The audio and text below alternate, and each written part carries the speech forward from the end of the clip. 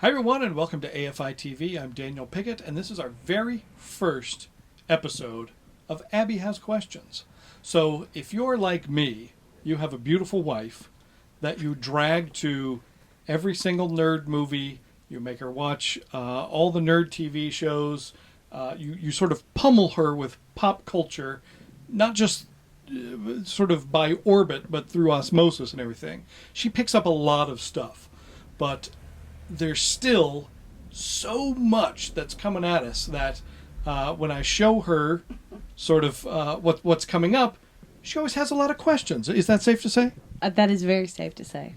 So this is my beautiful wife, Abby Pickett, and so we're going to start this new segment on AFI TV called Abby Has Questions, where we're going to try and come to you with sort of a layman's perspective, I guess we'd say. Layman is a great term to use. But I also think I'm not alone out there as well. I'm sure there's lots of partners and spouses that are in the same predicament I am in, and they have probably the same questions I do. I wholeheartedly agree. So we're going to kick off with a movie that we're going to see tomorrow, Ant-Man, Marvel's Ant-Man, which is a character you're kind of not familiar with.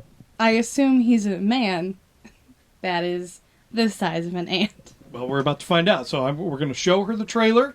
You can click right here and watch it yourself. And then when we come back, we'll see if you got some questions.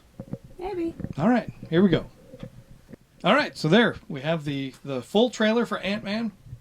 Do you have some questions? This first, it's not really a question. It's more of a comment, an observation, really. Actually, I guess it is a question. In Honey, I Shrunk the Kids, did they have super strength powers as well? They did not have super strength powers in Honey, I Shrunk the Kids, Honey, I Ate the Kids, and Honey, the Babysitter's Dead. Is that? I can't remember what the three of them were. I think that's all of them, yeah. Okay. So no, as I recall, they did not have any superhuman powers when they were shrunk. They were just simply small, and then like cats and mongooses and whatever else were indigenous to Rick Moranis' backyard attacked them. Yeah, okay. So my other question is, what if he... Is it mongoose? Is that plural of mongoose? I don't know. I don't know. I am not a mongoose expert, but I'm gonna be. So my next question is, why does he need a breathing apparatus? I mean, it just feels weird that his cells are being displaced, obviously. He's not going into a different world, a different universe. It's not like he's on Mars. I mean, John Carter could breathe on Mars. Why can't a person, an itty-bitty person, breathe with his lungs? Excellent question. I think the breathing thing is fine, actually. He primarily uses the helmet to telepathically communicate with the other insects. That whole apparatus is in his helmet. And, you know, sometimes you think about insects, they get into some stinky stuff. They pick up trash, they pick up garbage and poop and stuff. So, he's picking up a lot of trash? No, he's not. But if he's hanging out, like in... Ant-Man the trash collector. No, but you saw he like disappeared into like sewer drains and stuff. That's gonna stink. Wouldn't you want like a helmet or a breathing apparatus then? That's a fair point. I mean, I haven't seen the film yet, but I feel like it's kind of a safe guess. If you're dropping down, you know what goes down our drain. You don't want to be in there. No, you'd want some kind of helmet and like a suit, like a full body suit, if you were gonna go down a drain like that. That's true. But how does the other question I had is, I have lots of these ant questions. Good. That's what we're here for. Abby has questions. First of all, how does he call the ants? And it looked like there were different types of ants. There were some fire ants, potentially some black ants. How does he ride the ants? Does he need a saddle?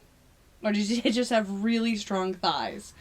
Like, I don't know. Maybe, like, you know, an ant's body segment is easier to ride than like a horse or something. So yeah, like I say, he calls him with the helmet. Is this a fact, or are you making that up? No, that's from the comic books. Okay. And I assume it translates to the film. We'll know.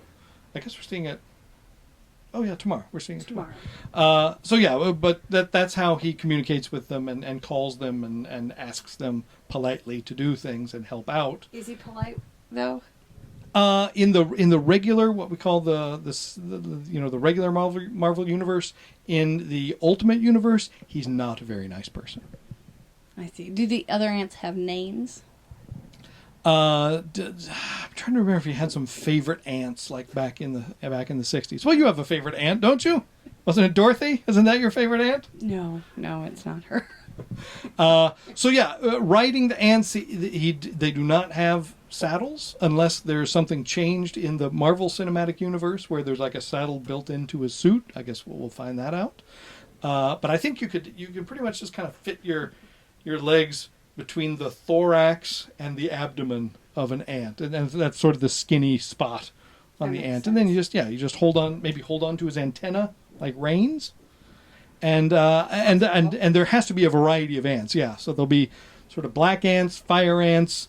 There's a flying ant in it. What about the queen ant? Does she make an appearance? Well, I think I don't want to spoil anything, but maybe that's possible. Maybe he has to go talk to the queen. Or is Evangeline Lilly the queen ant? This is kind of a spoiler, but she is another insect-based Marvel character. I will say that. Blue Beetle. Blue The Beetle. Tick. The Blue Beetle is in the DC universe. The Tick is in his own private, separate comic. The Mothman. Mothman is... Killer Moth. That's it. Killer Moth. Killer Moth is Killer also... Moth? She is not Killer Moth. No. Killer Moth is a Batman villain in the DC universe again. Any other questions that might have come up for you in the other trailer? thing is the Hornet guy. Why? Yellow Jacket, his Yellow villain. Jacket, Yes. Sorry, Yellow Jacket. Why does he shrink too? Or do like all these insect-based heroes and villains just shrink? Well, I believe he is... So, Michael Douglas is Hank and or Henry Pym, depending on which they call him. And he has formed a company, Pym Technologies, that has made this technology where you can shrink down and do stuff. And I believe Yellow Jacket, the evil guy, has taken over that company and has built his own evil suit that has lasers and things like that. Whereas Scott, I think, is Scott Lang, who is the Paul Rudd character. Felon. The felon. I think he's walking. using sort of previous technology, previous version of it that's not quite as cool as the modern evil technology. Is Yellow Jacket Pym's son? No, not to my knowledge, unless they've done something in the Marvel universe, the cinematic universe. Maybe. We'll see. I don't know. Maybe so. Because that'd be a good storyline. Maybe write to your congressman. Maybe you can make that happen for Ant-Man 2. There's going to be Ant-Man 2. I'm sure there is. We're on Thor 3, Captain America 3. Ant-Man's going to take off like a rocket or a bullet, as we've seen in the trailer. And I hope I'm not spoiling too much. I'm not going to name any names, but there might be an Avenger show up in this film too. Black Widow. I'm not going to say who it is. I just said I'm not going to spoil it. But She's like a spider. That's a spider. That's another sort of insect. I like that. Nicely done. Thanks. Any other questions about Ant-Man? There was one more. Why is Pym watching Scott? That's real creepy. Like, of all the felons in the entire world, he's like got video cameras in the prison where he's at. Why? It might be Paul Rudd, I think, is only 5'2" in real life, so maybe you need like a little guy to squeeze into the suit. That makes sense. Yeah. Mm. And his name, is I forgot his character's name now. Scott Lang. So we know Scott Lang eventually becomes Ant-Man. So that's the one you probably want to watch. Maybe he's read ahead in Marvel Comics and goes, "Oh, I know he's going to take over." So it was predicted for him. No, so I'm actually made his job a lot easier. I'm just making that up. I don't know why. We're going to find out. So you just look through all the registrar of all the felons coming in, there's Scott Lang finally. Yeah. Well, I think one of the sort of plot points is Scott Lang has a daughter, so I think he's trying to give him some redemption, like be the hero in the eyes of his child and stuff. So, he didn't pick like a guy that's, you don't need a guy that's doing like credit card fraud or like a murderer. You just want the guy that breaks in and steals stuff that needs a second chance. I think it would add some authenticity if Scott Lang had a teardrop tattoo.